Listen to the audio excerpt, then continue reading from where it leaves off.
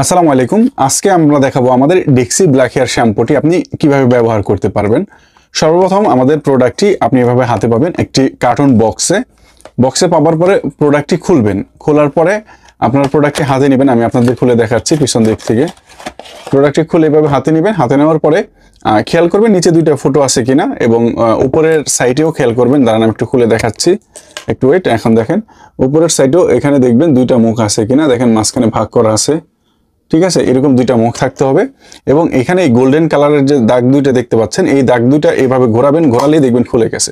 খুলে গেলে এটা এই প্রসেসটা আপনি ডেলিভারি ম্যানের সামনে দেখতে পারেন চেক করে। এই যে দেখেন নিচে দুইটা পাইপ আছে, একদম ক্লিয়ার দেখা যাচ্ছে, ঠিক আছে। নিচে দুইটা পাইপ আছে, ওকে। এটা দেখা হয়ে গেল আপনাদের।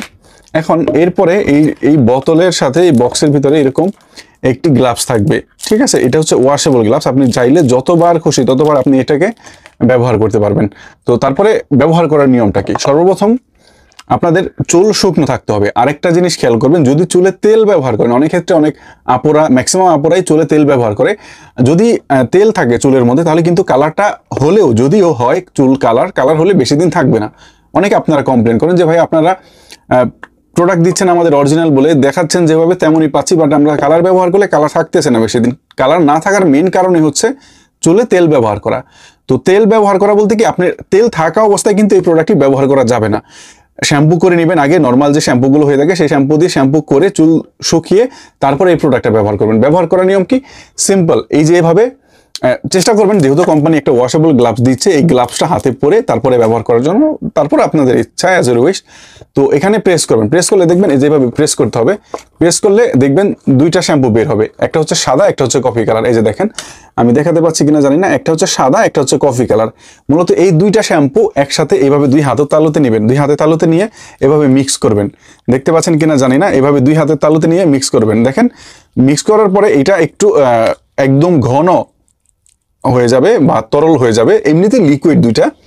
তো এইভাবে মিক্স করবেন। মিক্স করার পরে দেখবেন কি একটু ফেনা ফেনা টাইপ হয়ে গেছে, দেখতে পাচ্ছেন।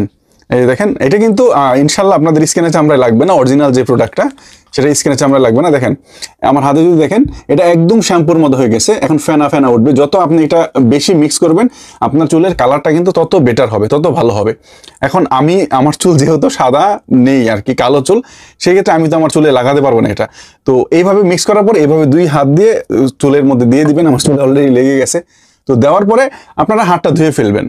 আর খেয়াল করবেন যদি এক্সট্রা কোনো জায়গায় ভরে, সেটা একটা ভেজা কাপড় দিয়ে মুছে ফেলবেন। তাহলে আপনার প্রবলেম সলভ। 5 থেকে সর্বোচ্চ 10 মিনিট রাখবেন, চুলদারি কালো হয়ে যাবে। আমার হাত আবারও দেখাচ্ছি, দেখেন আপনাদের স্কিনে